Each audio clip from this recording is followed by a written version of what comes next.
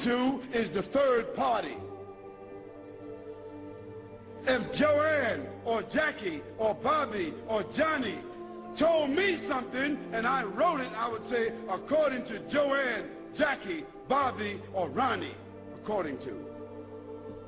But those four people would not write a letter and in front of it say Jackie according to Jackie and not even write her last name. Because if Jackie wrote me a check and only said Jackie, I couldn't cash it.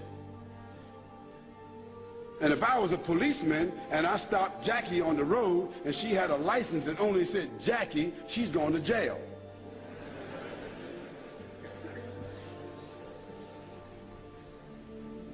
Where in the world is a document with only one name of four different writers that did not meet the one whom they're writing about? Where is that accepted in the whole world? Nowhere except in the Bible.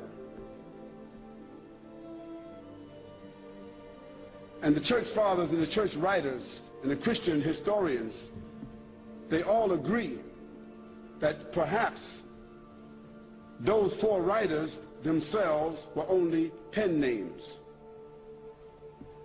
Because a writer would not write his first name according to.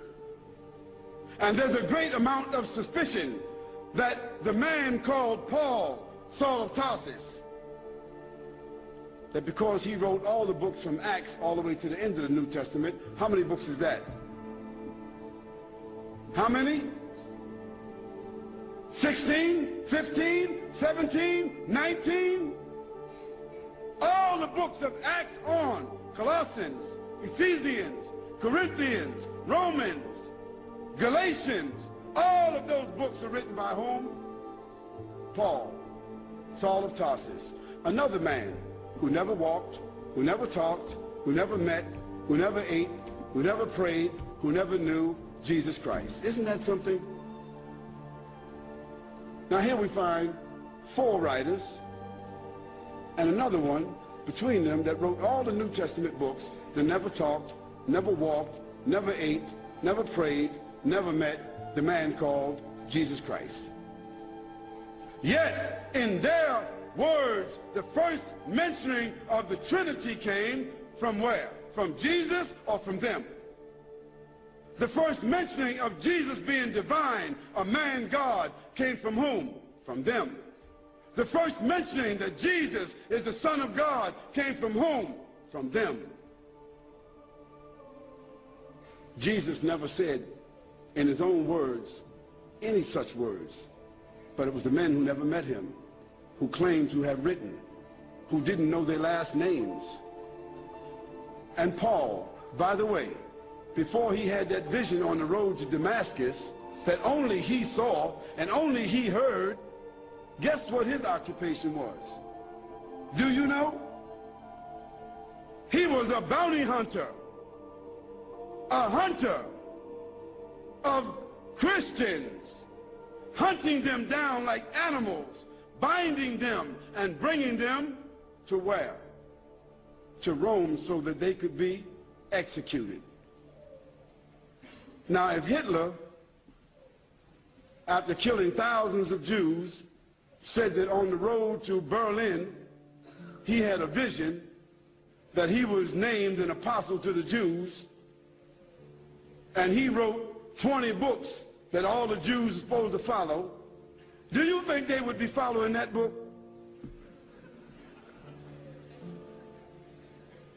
I don't understand how people just don't read history. This is not what Khalid said, so don't get angry with me. This is your own scripture, your own Bible scholars, the own church fathers. All of them agree that Paul never met Jesus, that Matthew, Mark, Luke, and John never met Jesus. By the way, they were not disciples. Nor were they walkers and talkers of the disciples. They were just writers and historians.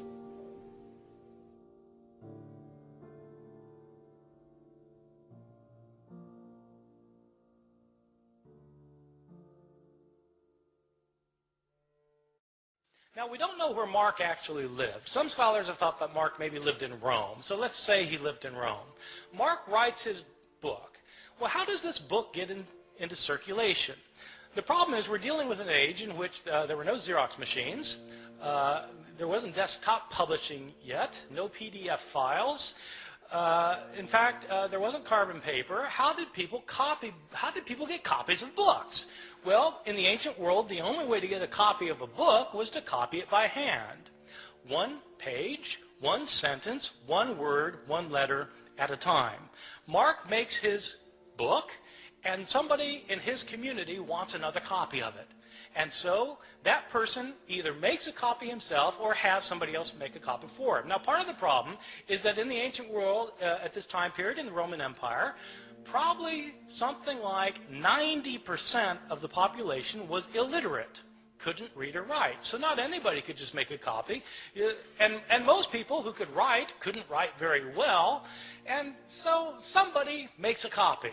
We don't know who it was who made the first copy. We don't know if this person was competent or incompetent, but he made a copy. And probably, if he made a copy of this book by hand, one page, one sentence, one word, one letter at a time, he made mistakes. Now, my students sometimes have difficulty believing that people make mistakes when they copy things by hand. And so I tell them, well, you sit down tonight and copy the Gospel of Mark and see how you do. Well, in fact, they'll make mistakes. Now, here we have a problem created, because we have the second copy of Mark that is also put in circulation, and somebody wants a copy of Mark, and so they copy the copy. But the copy has mistakes in it. And so the next person who copies it copies the mistakes, thinking that they're the original wording.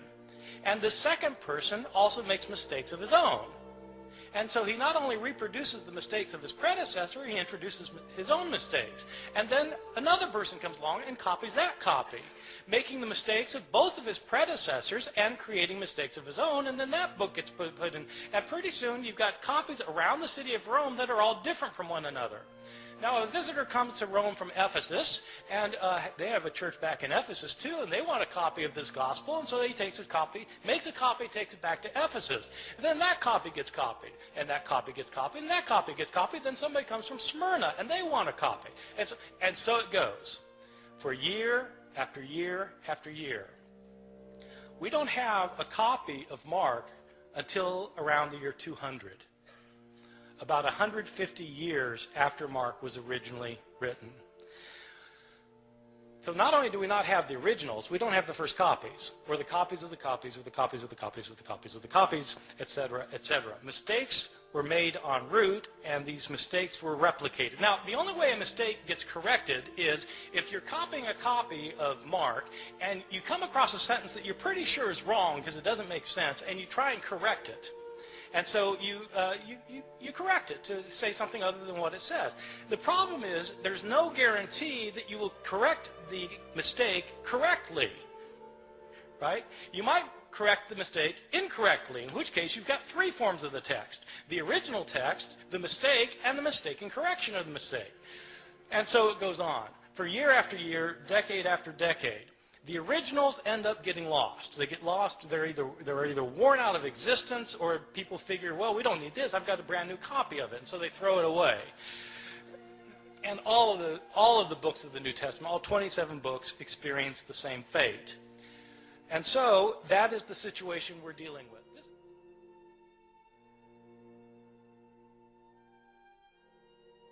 He is one of the mightiest messengers of God, we believe. Jesus. We believe in his miraculous birth, which many modern-day Christians, including the bishops of the Anglican Church, they don't believe today, but we believe that Jesus Christ was born without a human father. Miracle of God's creation. We believe. We believe that he was the Messiah, translated Christ. We believe he gave life back to the dead, bi-iznillah, by Allah's permission. And he healed those born blind and the lepers by Allah's permission. Can't you see? This is our attitude towards this mighty messenger of God. Matthew, Mark, and Luke 17 times. You can remember that now. 17 times. And in the next 24 books,